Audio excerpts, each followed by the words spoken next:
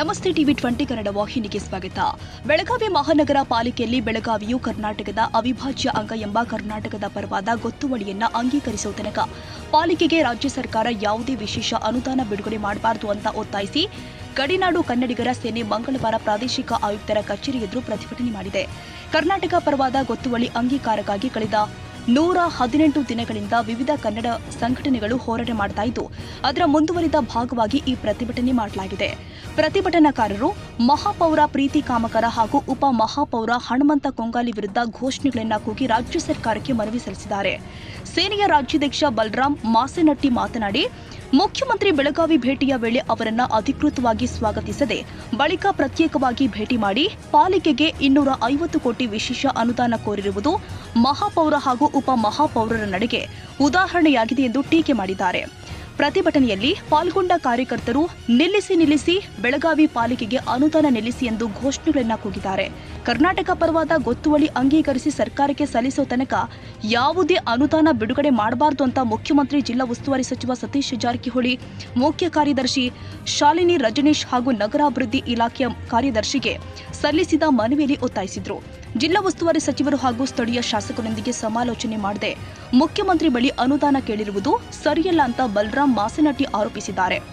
ಮುಂದಿನ ದಿನಗಳಲ್ಲಿ ಬೆಳಗಾವಿ ಪಾಲಿಕೆಗೆ ಅನುದಾನ ನಿಲ್ಲಿಸಿ ಅಭಿಯಾನವನ್ನ ಇನ್ನಷ್ಟು ತೀವ್ರಗೊಳಿಸಲಾಗುತ್ತೆ ಹಾಗೂ ಜಿಲ್ಲಾ ಉಸ್ತುವಾರಿ ಸಚಿವರನ್ನ ಭೇಟಿ ಮಾಡಿ ಈ ಕುರಿತು ಚರ್ಚೆ ಮಾಡಲಾಗುತ್ತೆ ಎಂದಿದ್ದಾರೆ.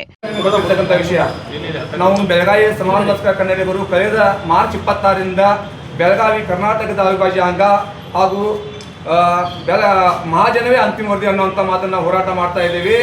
ಬೆಳಗಾವಿ ಮಹಾನಗರ ಪಾಲಿಕೆಯಲ್ಲಿ 35 ಜನ ಕನ್ನಡಿಗರ ಆಡಳಿತ ಇದೆ ಮತ್ತು ಕನ್ನಡದ ಮಹಾಪೌರು ಉಪ ಮಹಾಪೌರ ಇದ್ದರಿಂದ ಬೆಳಗಾವಿ ಇವತ್ತು ಕರ್ನಾಟಕದ ಅವಿಭಾಜ್ಯ ಅಂಗ ಅಂತೇಳಿ ಒಂದು ಲೈನ್ ಗೊತ್ತುವಳಿ ಮಾಡಬೇಕಂತ ನಾವು ಕೆಲವು 3-4 ದಿನದ ಹೋರಾಟ ಮಾಡ್ತಾ ಇದ್ದೇವೆ.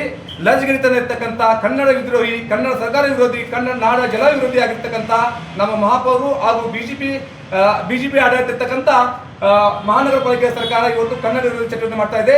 ಆದ ಕಾರಣ ಮೊನ್ನೆ ಜುಲೈ 9ರಂದು ನಮ್ಮ ಬೆಳಗಾವಿಯ ಪ್ರೆಸಿಡೆಂಟ್ ಮಹಾಪೌರರು ನಮ್ಮ ರಾಜ್ಯ ಸರ್ಕಾರದ ನಮ್ಮ ಇವತ್ತಿನ ಮುಖ್ಯಮಂತ್ರಿಗಳಾದಂಥ ಡಿ.ಕೆ. ಶಿವಕುಮಾರ್ ಅವರು ಏರ್ಪೋರ್ಟಿಗೆ ಬಂದಿದ್ರು. ಅದು ಒಂದು ಪಾರಂಪರಿಕ ಇರ್ತಕ್ಕಂಥ ಒಂದು ಸಂಸ್ಕೃತಿ ಇದೆ ಬೆಳಗಾವಿಯಲ್ಲಿ.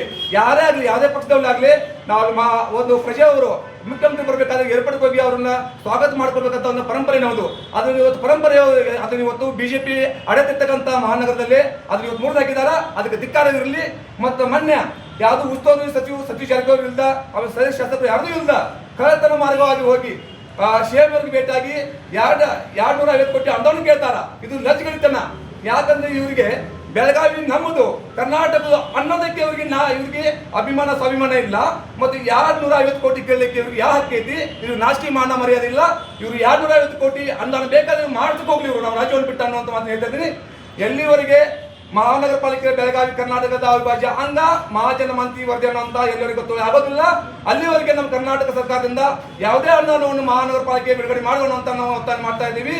ನಾವು ನೀವು ಮುಖಾಂತರ ನಮ್ಮ ರಾಜ್ಯ ಸರ್ಕಾರಕ್ಕೆ ಹಾಗೂ ಜಿಲ್ಲಾ ಉಸ್ತುವಾರಿ ಸಚಿವರಿಗೆ, ಸತೀಶ್ ಸಾಹೇಬರಿಗೆ ಹಾಗೂ ನಮ್ಮ ಚೀಫ್ ಕಾರ್ಯದರ್ಶಿ ಶಾಲಿನಿ ರಜನೀಶ್ ಮೇಡಮ್ ಅವರಿಗೆ, ಆಮೇಲೆ ನಗರ ಪ್ರಾಧಿಕಾರದ ಅಧಿಕಾರಿಗಳಂತ ಕಾವೇರಿ ಮೇಡಮ್ ಅವರಿಗೆ ನಾವು ನಿಮ್ಮ ಮುಖಾಂತರ ಒಂದು ಅರ್ಜಿ ಕೊಡ್ತಾ ಇದ್ದೀವಿ. ದಯವಿಟ್ಟು ಆ ಗೊತ್ತುವಳಿ ಅಂಗೀಕಾರ ಆಗುವವರಿಗೆ ಇದನ್ನು ನೀವು ಕೊಡಬಾರ್ದು.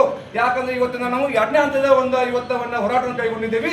ನಾವು ಏನು ಹೋರಾಟ ಇದ್ರೆ ಅದು 2ನೇ ಹಂತದ ಹೋರಾಟ ಅಂದ್ರೆ ಯಾವುದೇ ರೀತಿ ಗೊತ್ತುವಳಿಗಳಲ್ಲಿ ಅವರಿಗೆ ಅನುದಾನ ನೀಡಬಾರದು. ಇದು ನಮಗೂ ಗೊತ್ತುವಳಿ ಆಗಿವವರಿಗೆ ಈ ಹೋರಾಟ ಇರುತ್ತೆ.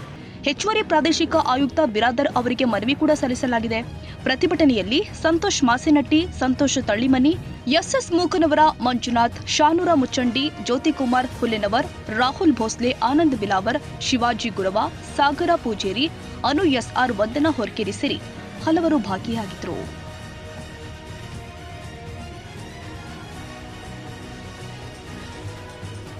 ಕನ್ನಡಿಗರ ಮೆಚ್ಚಿನ ನಿಮ್ಮ ಟಿವಿ 20 ಕನ್ನಡ ವಾಹಿನಿ ಇದೀಗ ಟಿವಿಯಲ್ಲಿ ಲಭ್ಯ.